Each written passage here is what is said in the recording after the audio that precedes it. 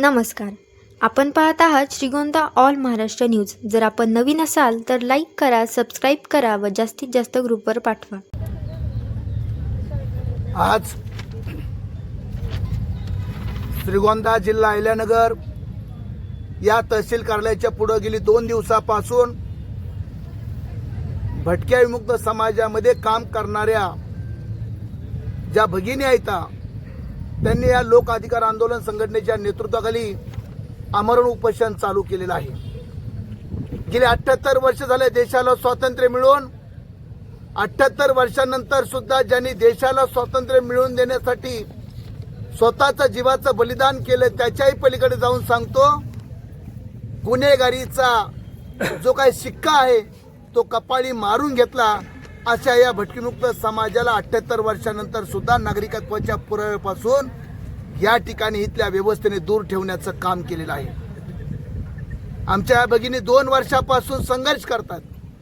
2024 पासून 500 जातीचे दाखले, रेशन कार्ड, त्याचबरोबर इतर नागरिकत्वाच्या पुराव्यासाठी संघर्ष करतायत. वारंवार श्रीगोंदा तहसील कार्यालय, जिल्हा अहिल्यानगर, त्याचबरोबर श्रीगोंदा तहसीलशी जोडून असणारे प्रांत नगर यांना वारंवार विनंती करून, आंदोलन करून या ठिकाणी या भगिनी वारंवार वेचना करीत आहेत, विनंती करीत, हातपाय पडत आहेत. परंतु गेंड्याच्या कातडीचं असणार हे सरकार, श्रीगोंदा तहसील कार्यालयामध्ये काम करणारे अधिकारी या ठिकाणी या मागणीकडे दुर्लक्ष करत आहेत.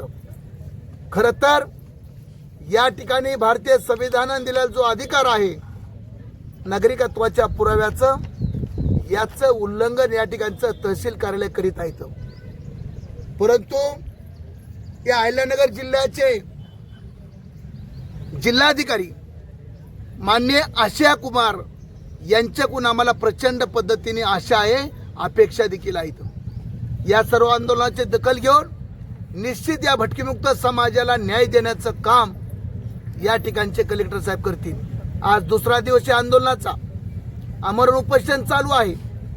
5 वाजेपर्यंत आम्ही या ठिकाणी इथल्या सरकारची, इथल्या तहसील कार्यालयाची, प्रांतची, या आंदोलनकर्त्यांना दिल्या जाणाऱ्या उत्तराची वाट पाहत आहोत. 5 वाजेपर्यंत जर आंदोलनकर्त्याला जर या ठिकाणी न्याय मिळाला नाही, 500 प्रलंबित दाखल्याला त्या ठिकाणी त्यांनी आम्हाला होकार दिला नाही, तर आम्ही तातडीने त्या ठिकाणी 5 वाजता सगळे कार्यकर्ते एकत्र येऊन आम्ही पुढच्या आंदोलनाची दिशा ठरवणार आहोत. दुर्दैवाची गोष्ट एकच आहे, सगळे लोक पंढरपुराला चाललेले आहेत. आमची पण इच्छा आहे पंढरपूरला जाण्याची, विठ्ठलाला भेट घेण्याची, परंतु या ठिकाणचं सरकार आम्हाला विठ्ठलाला भेटून देत नाहीये. याच्या इतकं दुर्दैव दुसरं कुठलंही नाहीये. माझी विठ्ठलाला साकडं आहे.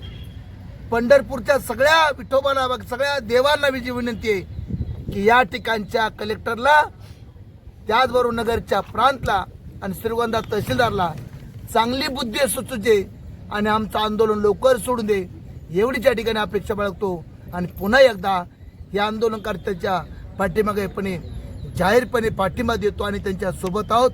भटकेविमुक्त चळवळीतले, त्याचबरोबर विविध राजकीय पक्षाचे पदाधिकारी सुद्धा या आमच्या भगिनींना या न्यायिक मागण्याला, लढ्याला पाठिंबा देण्यासाठी हे सगळे उपस्थित आहेत. मी पुन्हा एकदा या श्रीगोंदा तहसीलदार साहेबांना, त्याचबरोबर नगरप्रांत साहेबांना विनंती करतो की लवकरात लवकर या भटक्या विमुक्त समाजाला न्याय द्यावा. काल जवळजवळ 50 विद्यार्थी 4थीमध्ये, 5वीमध्ये शिकणारे, 3रीमध्ये शिकणारे सगळे विद्यार्थी या ठिकाणी आंदोलनाला पाठिंबा देण्यासाठी आले होतं. वाटलं होतं की या चिल्या पिल्यांकडे बघून तरी या सरकारला माया येईल, परंतु दुःखाची गोष्ट आहे त्या लेकरांची सुद्धा इथल्या सरकारला माया आली नाहीये. मी अशा प्रवृत्तीचा जाहीरपणे निषेध करतो आणि लवकरात लवकर आम्हाला न्याय मिळावा, अन्यथा 5 वाजता पुढच्या आंदोलनाची दिशा ठरण. आणि ते आंदोलन जे असेल त्या आंदोलनाची दखल राज्यामध्ये घेतली जाईल आणि त्याचा होणारा जो काही परिणाम असेल त्या परिणामाला जबाबदार या श्रीगोंद्याचे तहसीलदार, त्याचबरोबर श्रीगोंद्याला जोडून असणारे नगरचे प्रांत असतील ते असतील, असं जाहीरपणे सांगतो आणि थांबतो. जय भीम, जय शिवराय. नमस्कार, माझं नाव लता शिंदे. मी लोकाधिकारी आंदोलन संघटनेच्या वतीने आज भटकेमुक्त आदिवासी समाजाच्या साठी इथे आमरण उपोषण करत आहे. उपोषणाचं कारण आहे की भटकेमुक्तांना जातीचे दाखले मिळण्यासाठी इथे श्रीगोंदा कार्यालयासमोर उपोषणाला बसलेले आहेत. तर 500 जातीचे दाखले आहेत. तर ते जातीचे दाखले गेल्या 2 वर्षापासून रखडलेले आहेत. तर ते जातीचे दाखले लवकरात लवकर तात्काळ मिळावे यासाठी इथे उपोषण करत आहोत. आणि तात्काळ लवकरात लवकर जातीचे दाखले नाही मिळाले, अद्याप 5 वाजेपर्यंत जातीचे दाखले नाही मिळाले तर उपोषणाचा वेगळा इशारा होऊ शकतो.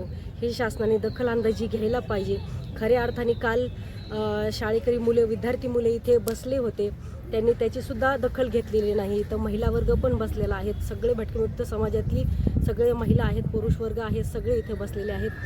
तसेच आम्ही त्यांना विनंती वारंवार करत आहोत, तरी देखील दखल घेत नाही आहे. तर जिल्हाधिकाऱ्यांना माझी विनंती आहे की त्यांनी आमच्या भटकेमुक्तांची दखल घ्यावा, हीच विनंती आहे. धन्यवाद. थँक्यू.